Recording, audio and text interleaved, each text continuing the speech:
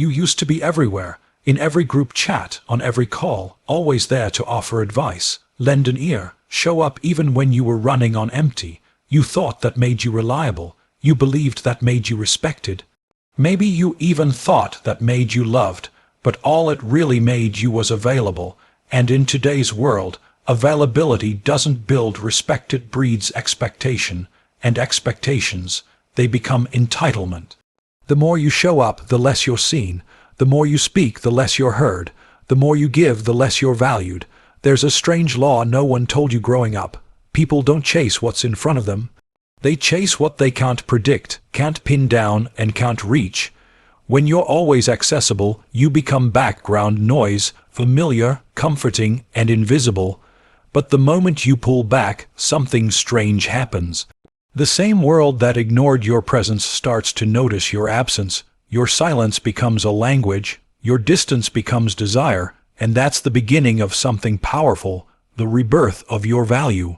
Let's talk about what really happens when you stop answering right away, when you stop justifying your boundaries, when you stop diluting your depth so people around you feel more comfortable in their shallowness.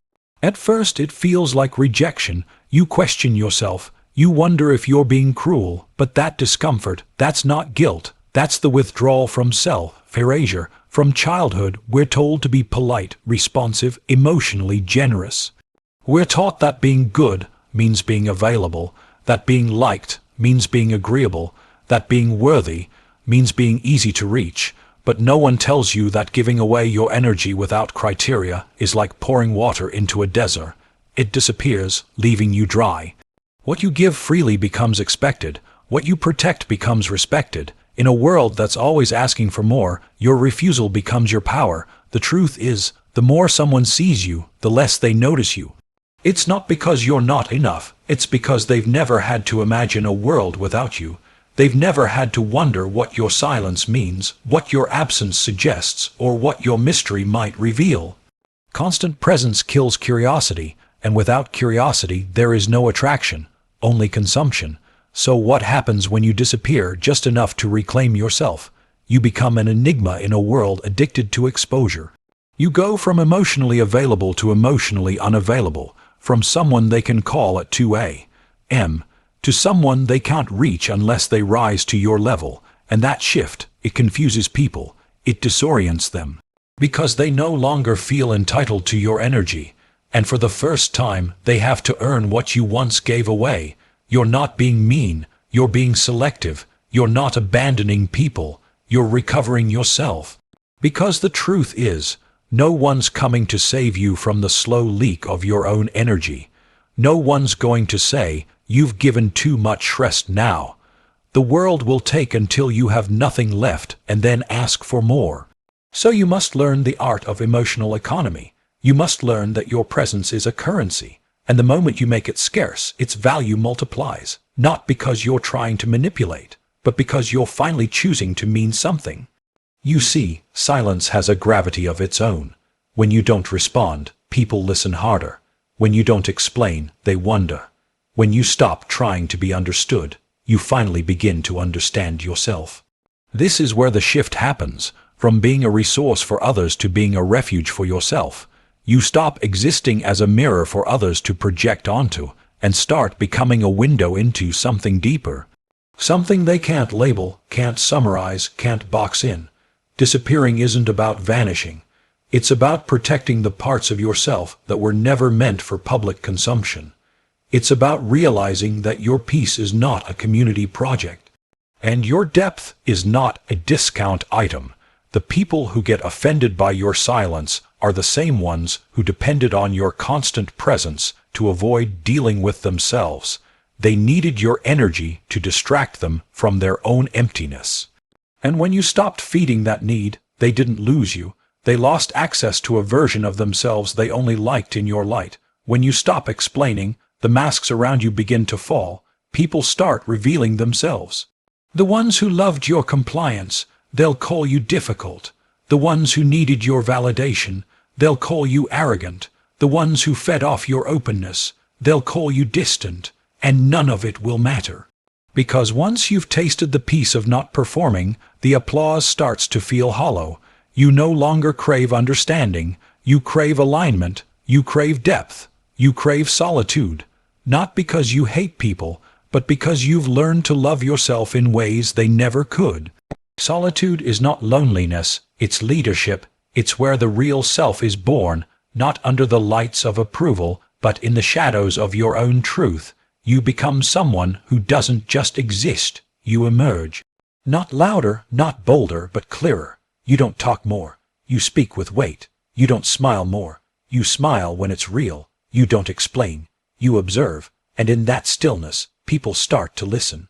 You become felt, not seen. You become heard even when silent, because now your energy speaks before your words ever do. That's the power of disappearing, not as escape, but as evolution. When you stop responding to everything, you start responding to the right things. When you stop chasing people, you start attracting presence. When you stop rushing to fix every emotional storm, you become the weather itself, calm, steady, impossible to ignore. You no longer act from obligation. You act from conviction, and people can feel it. They may not like it, but they respect it. And more importantly, you respect yourself. Your peace is no longer negotiated. Your attention is no longer assumed. Your identity is no longer on loan to anyone else's expectations. You are not a notification. You are not a convenience. You are not available on demand. You are a presence, and presence, when truly owned, doesn't need to explain itself. It just is. So if the world tells you you've changed, smile. They're right. You're not who you were when you needed to be needed. You're not who you were when you explained your every move. You're not who you were when you feared being misunderstood. You are who you were before they taught you to beg for your own worth. And now that you've returned to that place, you won't go back. The real shift doesn't happen when others notice you've changed. It happens when you no longer feel the need to be noticed at all. That's when the world's grip begins to loosen. It's not because you've hidden, it's because you've stopped offering yourself up to be consumed. You realize that most people weren't interested in you, but in how you made them feel. They wanted the warmth, the comfort, the validation, but not the truth. And the truth is, most relationships are not rooted in depth, but in utility. Your silence then becomes a test, a mirror, a clarifier. Those who valued the illusion fall away, but those who value the essence start to lean in, unsure, intrigued, unable to look away. Because now you are no longer a voice competing to be heard. You are an absence that echoes. This is the paradox of becoming invisible to others, invisible to yourself. It's the transition from being socially available to spiritually untouchable. You begin to understand that the most powerful people are rarely loud. Their strength isn't in expression but in restraint. They don't speak to fill silence, they speak to shift reality. They don't chase conversations, they create presence. That's when the ground under your feet stops shaking. You're no longer a leaf in the wind of others' opinions. You're rooted, centered, quiet, unmoving, and the more you stay in that energy, the more others begin to orbit around it. Not because you ask them to, but because you no longer need them to. And let's not pretend that this transformation is glamorous. It's brutal at first. You will feel abandoned. Not because others left, but because you finally left the version of yourself that begged to be chosen. There's a withdrawal that occurs when you stop performing for applause. You wake up and realize how much of your identity was built on other people's approval. You feel empty, exposed, uncertain, but sit with it. Don't run, don't fill it. Let the silence break you open, because in that rupture something holy emerges, the unshakable core of who you really are. You'll start noticing how much noise there is in the world. Constant updates, constant reaching, constant commentary. And the second you pull away, the silence feels suffocating. But that silence, it's where your soul starts speaking. That's when you realize your presence was never supposed to be a product.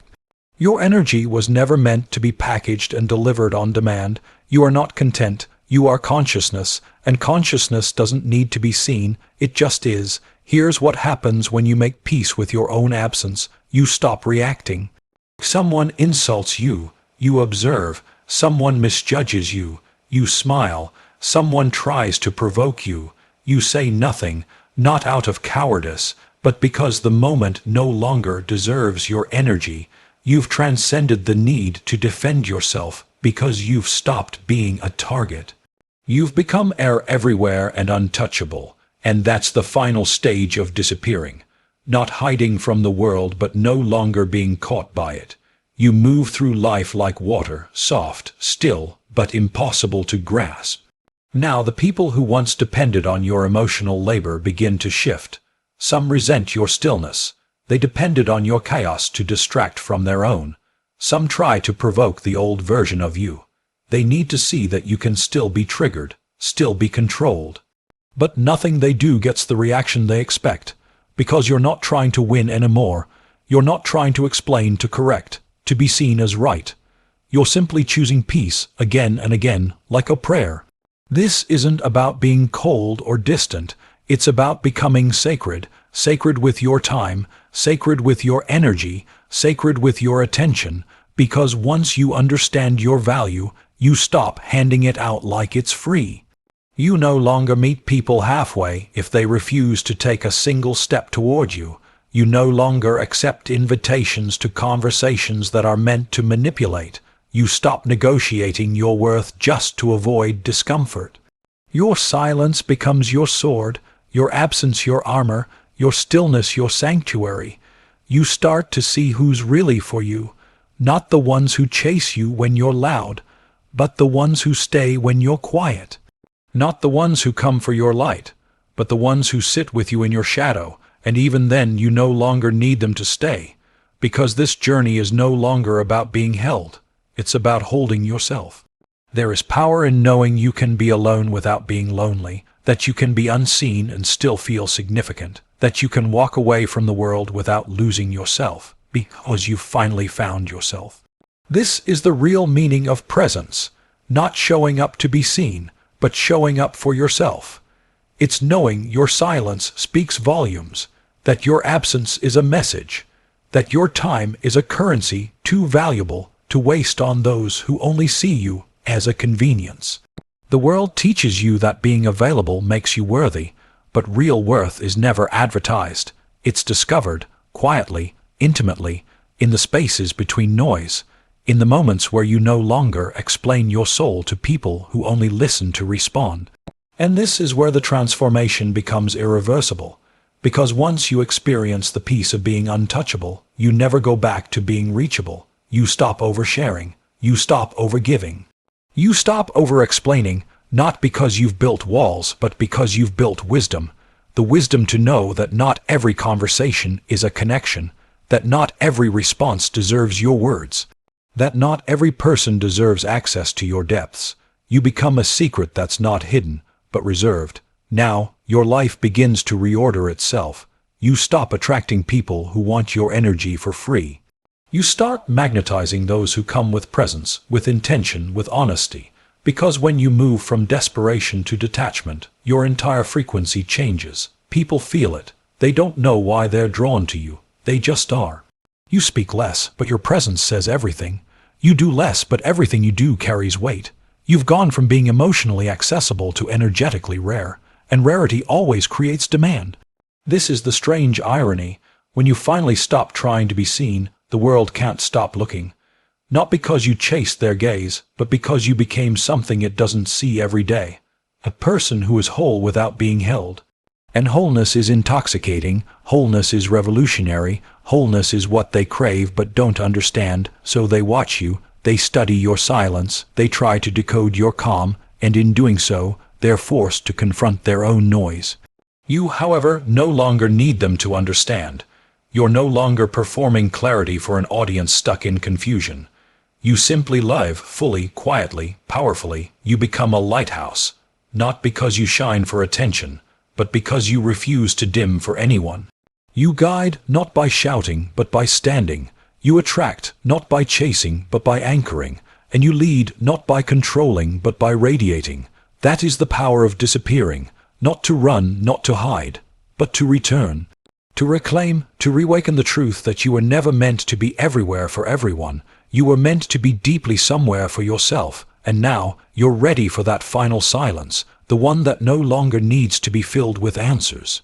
The one that no longer fears being misunderstood, because now the only approval you seek is your own. The only presence you chase is the one you carry within. The world may call it withdrawal, but you know better. This is not absence, this is arrival. You've finally come home, to the only place that ever mattered, yourself.